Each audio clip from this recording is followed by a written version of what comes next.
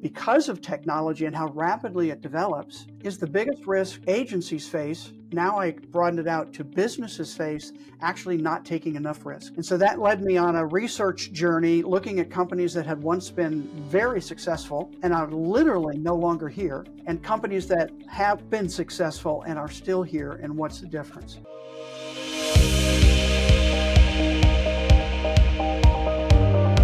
Welcome back to another episode, and today we are so lucky to have with us Steve Anderson, and I cannot wait to hear and introduce to you who he is. Steve, tell us who you are and what you do. Todd, I'd be happy to, and let me say thank you for having me on the show. I have been in the insurance industry my entire career. Yeah, I know people think it's boring, but actually it's pretty wonderful.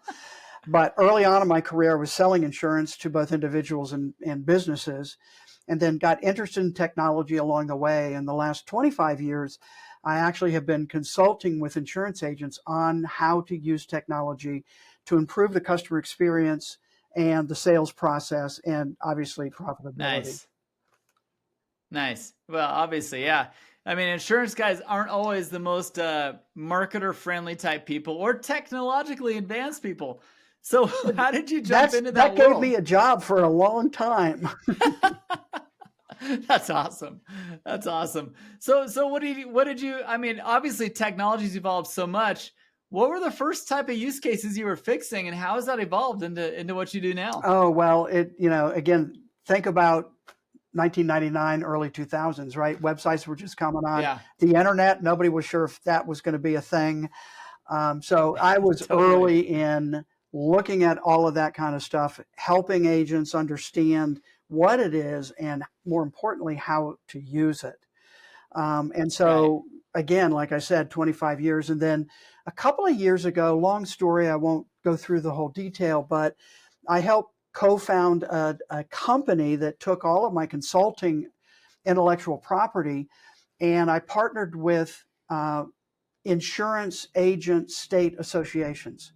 So Independent Insurance Agents and Brokers of America, called the Big I. And we put together this platform called Catalyst, in essence doing what I did individually and with a small team, but rolling it out nationally and scaling it and growing it. And we now have about 4,600 agencies accessing the platform with about 11,000 employees. Again, helping them look at what's out there, maximize what they already have, discover, evaluate, and select what they might need, and then implement it well so they get the best ROI out of it. So smart. I absolutely love what you did, because a lot of people think it's my IP. I want to keep it to myself. I want to use it in my own firm.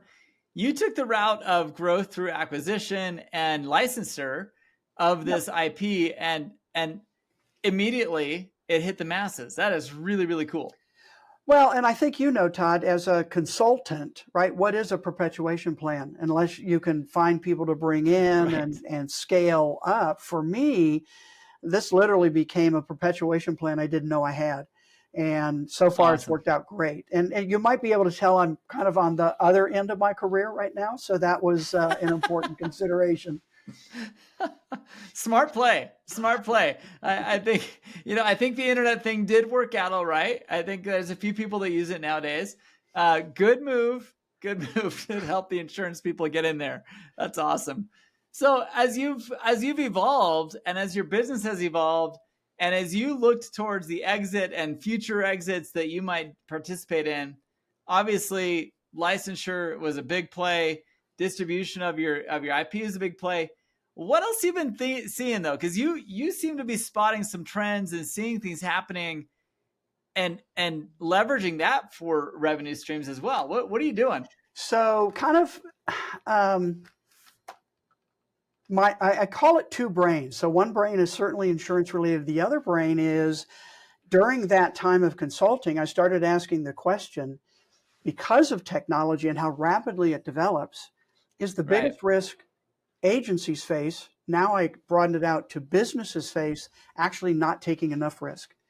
And so that led me on a research journey looking at companies that had once been very successful and are literally no longer here, and companies that have been successful and are still here, and what's the difference? Came across Love it. Amazon. I say now, obviously, maybe not so much. Not so And much back discovered then, the no. letters to shareholders that Jeff Bezos wrote starting in 1997.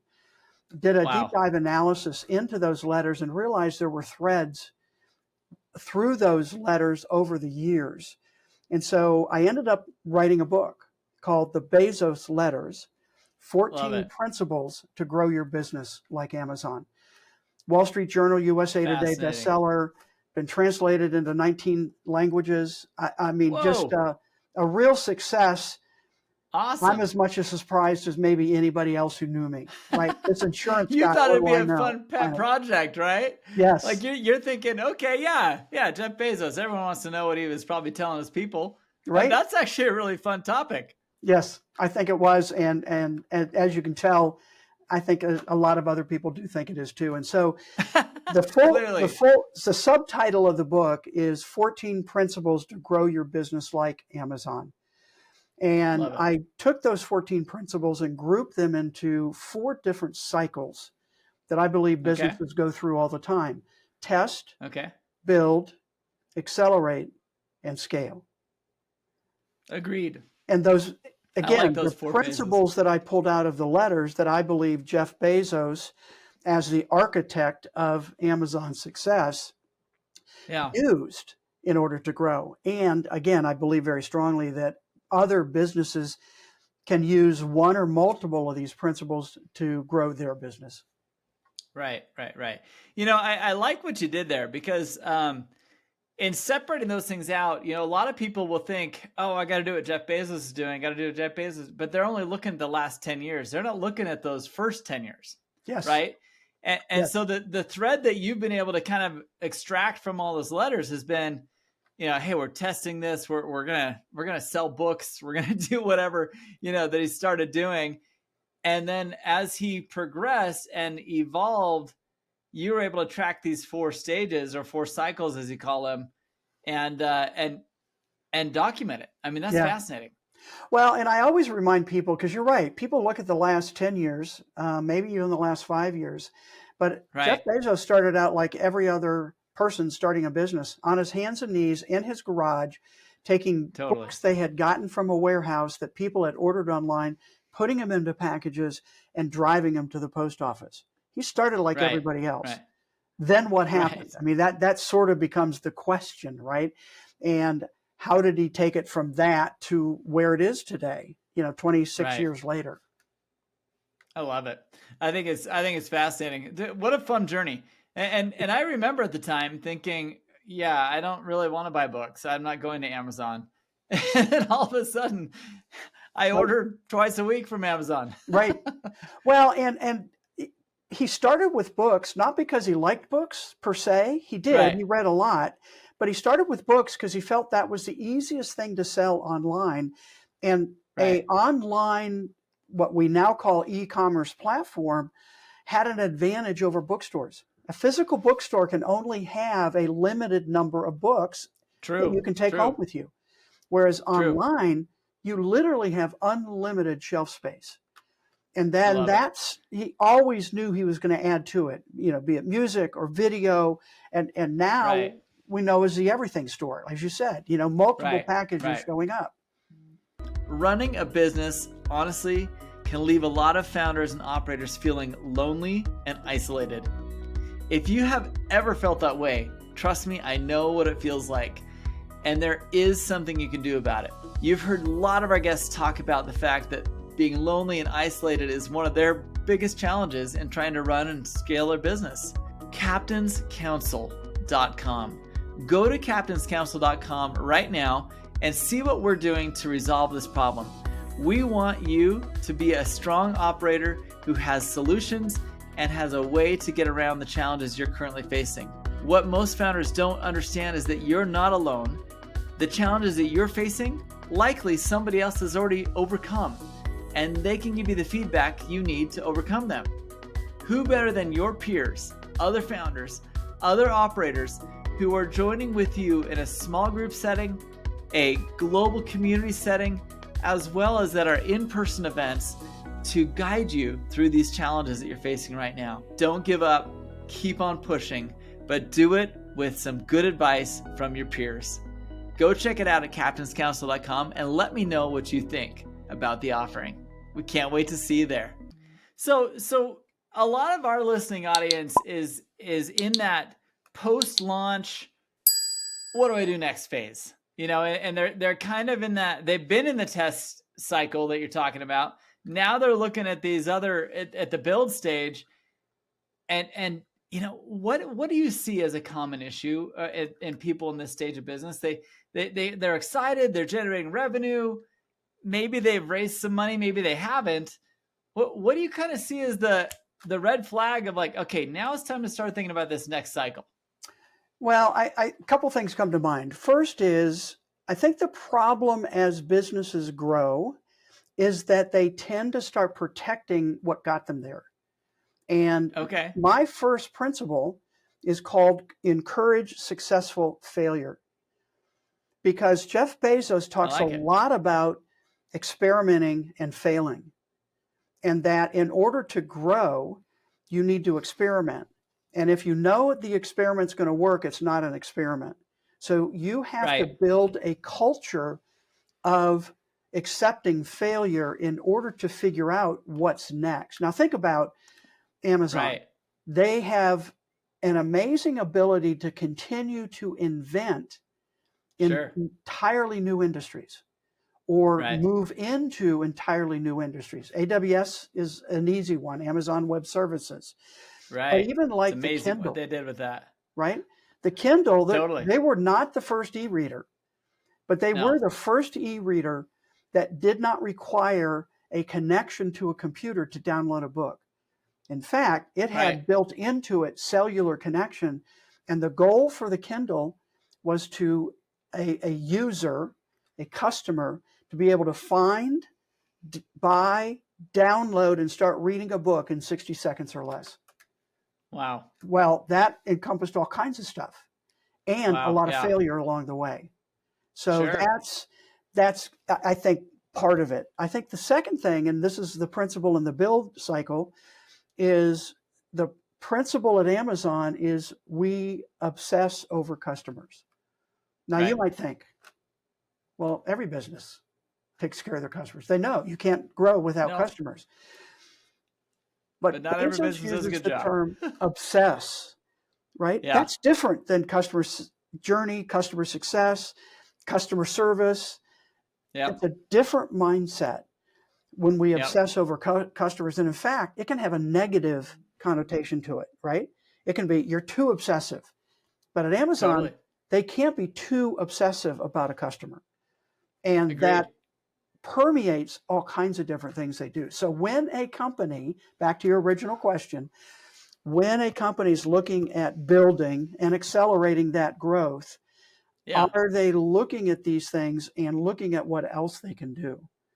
And I would say one of my, I don't know, mission is the right word right now, but one of my thought processes is that the word innovation is overused today. In fact, I don't think companies need to innovate, at least not at first. They need to invent what their customers want. And Bezos' phrase is, we invent on behalf of the customer. And then they can innovate. They've innovated the Kindle, but they invented a new way to read books that people seem to like, right? And so... Well, and it all comes to solving a problem, right? I mean, the problem for his client was, hey, I don't want to have to drive to a bookstore to buy a book. And then it became, the other e-readers that were out there, you had to plug it into a computer, buy the book, figure out how to download it to it, and then you were tethered. That was not obsessing over the customer. So true.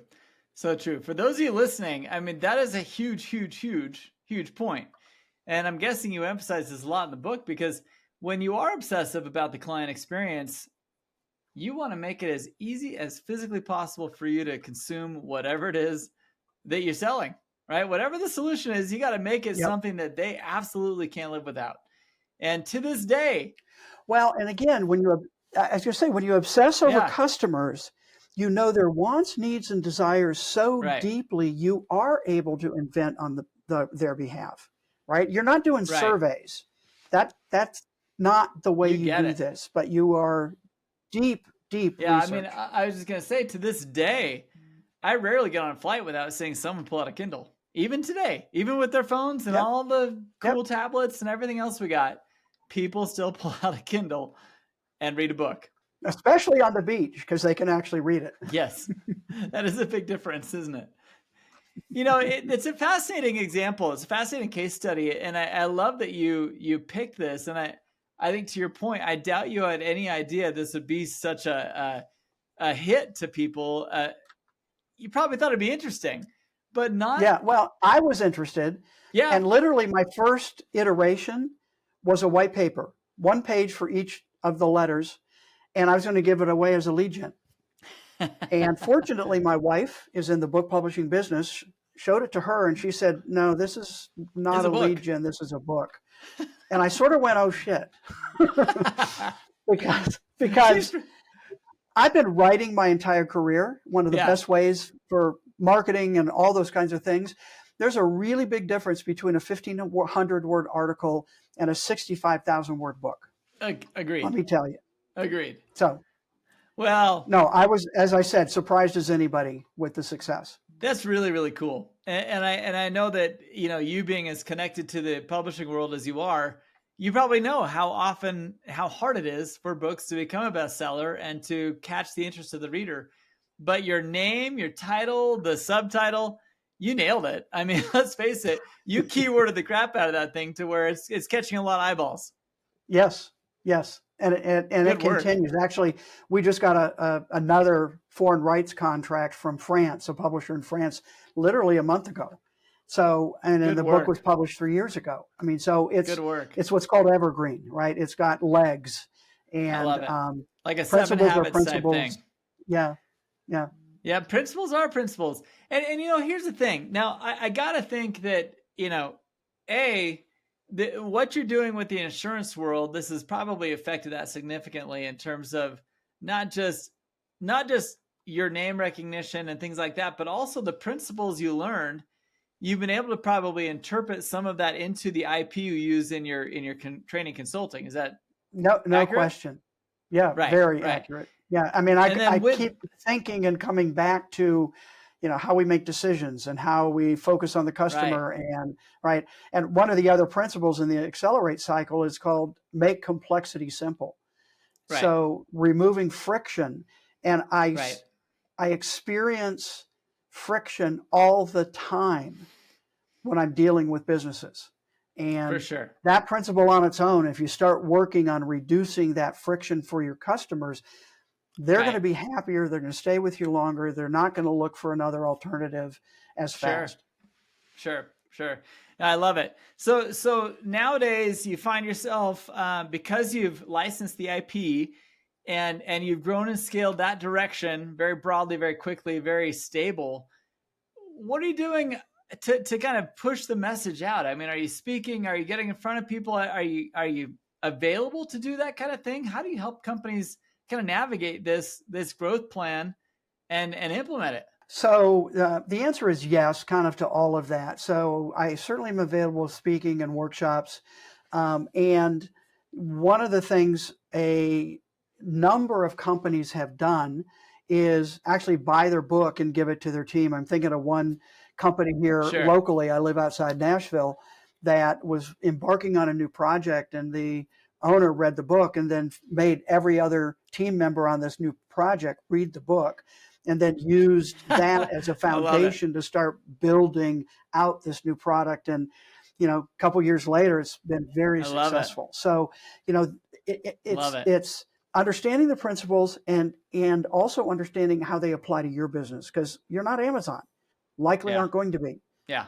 But that doesn't mean you can't learn different ways to help your business grow. The principles apply. The principles apply. You know, and that is the truth about principles. And that's why, you know, Stephen Covey didn't invent the 7 habits. He just organized them in a way because they are all natural things. This is the order you do it in, right? And I think when you've done that with your IP and built what you built, you know, I got to say, for all of you listening, no matter what stage of growth you're in right now, these are principles. They don't just go away. And the way that Steve has organized these is totally worth your time and effort to go buy the book, download the Kindle, do whatever you need to do to read what he's done and implement and start to think about your own growth cycles. Where are you at? Are you still in testing? Are you still in, this build phase? Should you be accelerating or should you be scaling? You got to figure this out.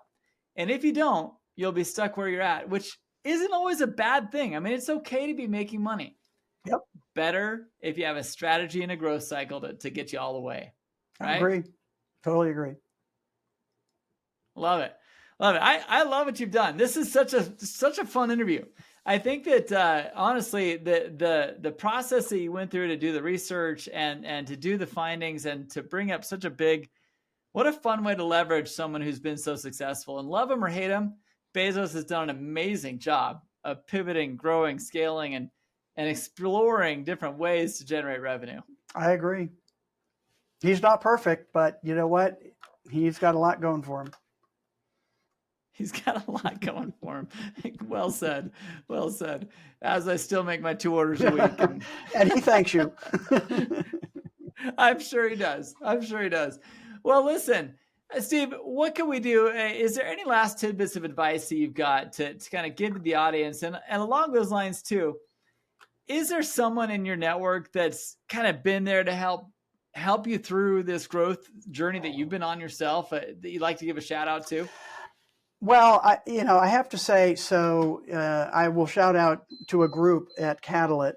There were 7 state association executives and actually 3 that helped get it going. And that's who I worked with to develop the business plan, et cetera. So Lisa Lounsbury is the exec in New York State. Jeff Albright's the exec in Louisiana. And Matt Baniszewski is the exec in Wisconsin. And they both were and are very supportive of me and what we're trying to do on behalf of agents. Love it. Awesome. I love it. And if you're an agent who's not tapping into his software or his IP, you should be. So go check it out. And honestly, Steve, thanks so much for your time today. I love the advice. I love the feedback. I love your whole process you've been through. And we'll put links down below to buy the book. Go check it out. Highly recommend learning from a master like Jeff Bezos and having it interpreted by someone like Steve. This is awesome. Thank you. Todd, thanks for having me. Hey, thanks for being a part of the program. I hope you enjoyed that as much as I did. I love Steve. What a great guy, honestly. He has grown and scaled his business through distribution of his content, of his IP, licensure, and all that fun stuff that goes along with it. There's probably a lot of you out there that have not done that yet. Many of you are out there holding on to your thoughts and your resources just for yourself and the few clients you might be able to touch individually. Steve's done a great job of growing and scaling himself, and now growing and scaling through other companies the principles that he has learned from Jeff Bezos. Download or buy the book today. I hope you enjoy it. And please, please, please take a minute to reflect on the principle that you're learning today in this episode. We can all learn things from other founders. Jeff Bezos learned things from other people on his board, teaching him, telling him, helping him understand the effects of the decisions that he's making. If you need someone to bounce your ideas off of and you don't know who to go to, I can tell you right now, the right group is Captain's Council. Go to captainscouncil.com and sign up to be in a peer group of other CEOs and founders. CEOs and founders are the people like you who are trying to grow and scale at every moment they can. They eat, sleep, and drink their business, and whenever they can, they try to acquire new clients. And this is the type of group that we're talking about. People who have been down that road or are going down the road right now, same time you are. Maybe they're ahead of you, maybe they're right behind you. Either way, when you meet with an intimate group of other founders, the conversation becomes magic. They know the pains you're dealing with, and they understand solutions that worked for them that will likely work for you. Check out Captain's Council today. They're the sponsor of today's show. We hope you join and participate with all the other founders that are part of it. And we hope you especially subscribe, share, and like this episode because We are here to help you build and grow your business. Thanks for being a part of it. We'll catch up with you on the next one.